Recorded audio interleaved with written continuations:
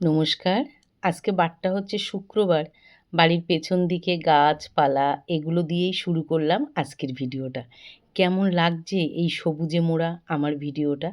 আমরা এত সবুজের মধ্যে থাকি যে ভালো লাগে। কিন্তু একটা জিনিস জানো তো? এত সবুজ কিন্তু রোদ একটুও কমছে না। যারা আমরা ভাবি গাছপালা ছাড়া যেসব ফ্ল্যাটে কিংবা বাড়িতে থাকে তাদের না কত কষ্ট হয়।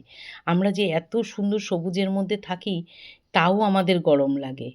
আর দেখতেই পাচ্ছ ভিডিওটা শুরু করে দিয়েছি। বড় একটা ভিডিও নিয়ে চলে এসেছি তোমাদের সামনে।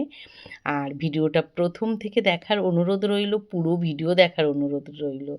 ভালো লাগলে অবশ্যই লাইক, কমেন্ট, শেয়ার করবে। আর যেসব বন্ধুরা আমার প্রিয় বন্ধুরা, যেসব বন্ধুরা ফেসবুক থেকে দেখছে তাদেরকে বলবো একটু যারা এখনও ফলো করোনি আমাকে একটু ফলো করবে। আর যেসব বন্ধুরা ইউটিউব থেকে দেখছো তাদেরকে বলবো একটু সাবস্ক্রাইব করে দেবে। তোমাদের ভালোবাসার আমার খুব প্রয়োজন। দেখতেই পাচ্ছ সারা দিনের মতন দিনটা শুরু হয়ে গেল।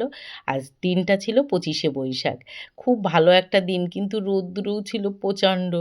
আর এই দেখতেই পাচ্ছ আমি শর্টকাটে মানে গরম বলো, শুধু আমি গরমের জন্য বলছি না, আমি বলছি গ্যাস বাঁচানোর কথা, যেটা আমাদের খুব প্রয়োজন।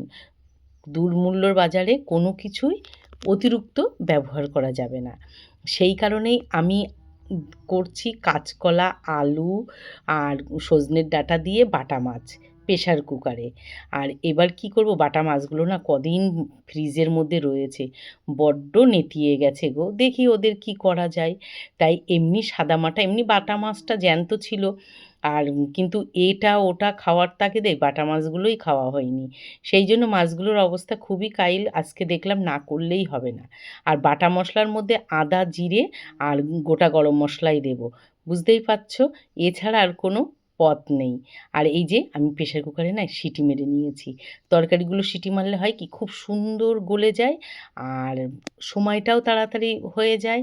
আর তারপরে হচ্ছে আরেকটা কাজ হয়, যেটা তোমার হচ্ছে গুণগত মানও ভালো থাকে। যেহেতু ভাজাভুজোটা একদম হচ্ছে না, কোনো তরকারি এখানে ভাজাভুজো হয়নি। কাঁচা সিটি মেরেছি, সেটাকেই সম্বাদ দিয়ে দেবো, ব্যাস। দেখেছো আমার মাছের অবস্থা ঘন্ট হয়ে গেছে। কিচ্ছু করার নেই, এটা দিয়েই রান্না করব।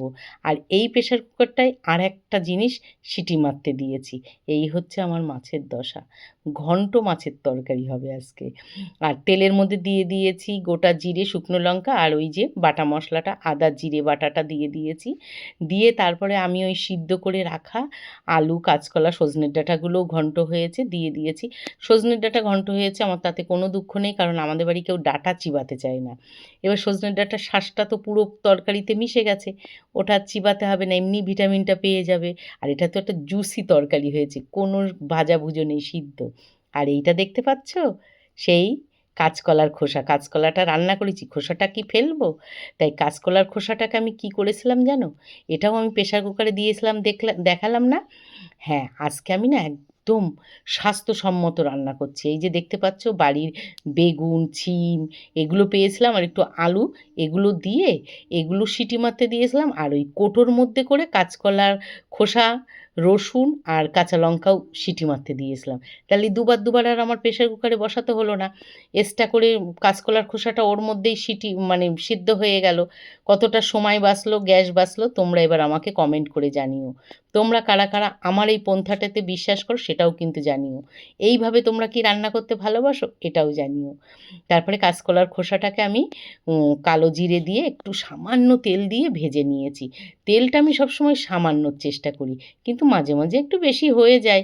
সংসার জীবনে তো রোজ রোজ যদি ফ্যাকাশে ফ্যাকাশে তেলহীন তরকারি হয়তো ভালোও নাও লাগতে পারে। তাই মাঝে এত কিছু মেনটেন করে চলেও মাঝে মাঝে শরীর আমাকে বড্ড ধোঁকা দেয়। আর এই যে বাটা মশলা, যেটা বাটা মশলা এই যে কালো জিরে না, এইগুলো মিক্সার গ্রাইন্ডারে দিলে একদম বাটে না, সেই রকমই থেকে যায়। আমি জানি না আমার বাটির দোষ কি না, তোমরা বলো তো। সেই কারণে আমি এবার এই জিনিসটা শিলে বাটতে চলে এসেছি। আমার দিদি চলে গেছে, তাহলে অগত্যা আমাকেই বাটতে হবে। আর এখন আমি মাঝে মাঝে নিজেও বাটি, কারণ আমি জানি এগুলো শরীরের পক্ষে ভীষণ ভালো। কারণ আমরা অনেক কাজ না ছেড়ে দিয়েছি সময়ের তাগিদেই, কিংবা অল্প সময়ের জন্য কিংবা কর্মব্যস্ততার জন্য হয়তো আমরা ছেড়ে দিয়েছি। কিন্তু এই কাজগুলো কিন্তু আমার মা ঠাকুমারা করতো, করেই কিন্তু তারা ভালো থাকতো। তাই চেষ্টা করি মাঝে মাঝে এখন এইগুলো বাটাবাটি করা। আগে তো প্রচুর করেছি, কিন্তু মাঝখানে কিছুটা সময় অনেকটা ছেড়ে দিয়েছি। এখনও সবসময় করি না, আমার দিদিই বেশি করে, কিন্তু মাঝে মাঝে আমিও করছি। আর সেগুলো কিন্তু তোমাদের সামনে ঘটা করে দেখাচ্ছি। শিলনোড়ার বাটার একটা মানে এত সুন্দর পেস্ট হয়, যেটা ভাষায় বলে প্রকাশ করতে পারবো না। যারা শিলনোড়ায় খায় তারাই জানে যে শিলনোড়ার বাটনা বাটা কিংবা কোনো কিছু পেস্ট করা কতটা ভালো হয়। এই কলার খোসাটা বেটে নিলাম, এতে কিন্তু আমি আর একটুও তেল দেবো না, সামান্য একটু নুন দিয়ে এটাই খাবো। কারণ এর মধ্যে আমি সামান্য তেল দিয়ে কালো জিরে ভেজে সেটার মধ্যে কলার খোসার রসুন আর কাঁচা লঙ্কা, আর এটা কিন্তু সম্পূর্ণ কাঁচা লঙ্কা, তোমরা চাইলে এতে শুকনো লঙ্কাও দিতে পারো, কিন্তু আমি শুকনো লঙ্কা দিইনি। আর এই শিলনোড়াটা ভালো করে ধুয়ে রাখতে হবে। কথায় আছে শিলনোড়া নাকি ভালো করে না ধুলে কি বৌমা নাকি কালো হয় না কি হয়, সে কালোটা বড় কথা না, মানে বৌমা সুন্দর হয় না। তার জন্যে মন দিয়ে, কারণ আমার দুটো ছেলে গো, সেই জন্য মন দিয়ে আমি শিলনোড়াটাকে ভালো করে ধুয়ে নিচ্ছি। আর যেহেতু ধোয়াটো দরকারই, বুঝতেই পারছো। আগে হলে কোনো মশলা বাটলে হয়তো বলতাম মশলা ধোয়ার জল দিলে তরকারির স্বাদ হয়, কিন্তু এক্ষেত্রে তো আর মশলা ধোয়ার জল দেওয়া যাচ্ছে না। তাই ভালো করে শিলনোড়াটা ধুয়ে জলটাও ফেলে দিলাম, দিয়ে এবার আমি চলে যাব ওই ঘরে। আরও অনেক কাজ আছে গো, কাজের সঙ্গে পাল্লা দিয়ে পারা যায় না। আর এই যে বসেছি, পাটা একদম লেগে গেছে, তাই একটু পায়ে ঝাঁকি দিয়ে নিলাম। আর এই দেখো, তারপরে আমার সমস্ত কাজ, আমি বললাম না অনেক কাজ আছে, এই যে সব কাজকর্ম আমার কমপ্লিট হয়ে গেছে। কেমন লাগছে তোমরা কিন্তু বলো। এই গুছিয়ে গাছিয়ে না রাখলে একদম ভালো লাগে না। এবার বড় কাজ হচ্ছে রোদ্দুরে জামা কাপড় তোলা, কারণ স্নান এখনও আমি করিনি। স্নান করার আগে যদি জামা কাপড় না তুলি, এগুলো দিদিই ধুয়ে দিয়ে গেছে, এবার এগুলো যদি আমি তুলে না নিই, স্নান করে তো এই রোদ্দুরে আমার বাইরে বেরোনোর মানে একদম সাহসই হবে না। সেই কারণে আর দেখতেই পাচ্ছ রৌদ্রের থেকে বাঁচার জন্য যত রকমভাবে করা যায়, তাই জামা কাপড়গুলো ঝটপট করে তুলে নিচ্ছি। তুলে নিয়ে আমি এবার যাব স্নানে। প্রচণ্ড, আমাদের বাড়ি যেমন ভালো তেমন খারাপ, কেন বলো তো? আমাদের খুব রোদ গো, আমার বাড়ির অনেক গাছ কেটে দিয়েছি এবছর, সেই জন্য উঠোন ভর্তি রোদ। আমি সেই কারণে জামা কাপড় উঠোনেই রোদ্দুরে দিই, ছাদে আর যাই না, ছাদে যাওয়ার সাহসও মানে করতে পারি না, এতটা রোদ। তারপরে ঘরে এসে ঘরের কিছু জিনিস ভাবলাম গুছাবো, কিন্তু না, আমার ওই দরজা জানলা রং করছে কর্তামশাই, সেই জন্য এইগুলো বিছনাগুলো একটু ওলট পালট দেখলে, আর এই ফ্যান ছাড়া এক সেকেন্ডও থাকতে পারছি না, যেখান থেকে আসি না কেন আগে ফ্যান চালাতে হচ্ছে। আর এই যে স্নান করে চলে এসেছি, এইবার ভাত টাত বাড়তে হবে। মানে কি বলো তো, সেই সাজানো থাকে কাজ, একেবারে সাজানো থাকে। যতই সংসারে দুজন লোক হোক, তিনজন লোক হোক, কিন্তু কাজের কোনো অন্ত নেই।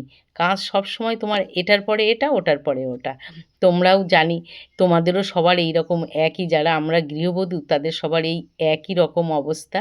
আর এই যে কাঁচকলা আলু সজনের ডাঁটা দিয়ে একদম সিদ্ধ তরকারি করে ঝোল করেছি না, এটার মধ্যে যেটা সবথেকে ভালো জিনিস, ভাজলে আমাদের সব তরকারির সবজির ভিটামিন কি যা যা আছে সব উপকারিতা চলে যায়। কিন্তু আমি যেহেতু সিদ্ধ করে এটাকে তারপরে মশলা, একটু সামান্য মশলা দিয়ে কষিয়ে রান্না করেছি অল্প তেলে, এটার মধ্যে যতটুকু চেষ্টা করেছি রাখার, কিন্তু জানি না কতটুকু পেরেছি।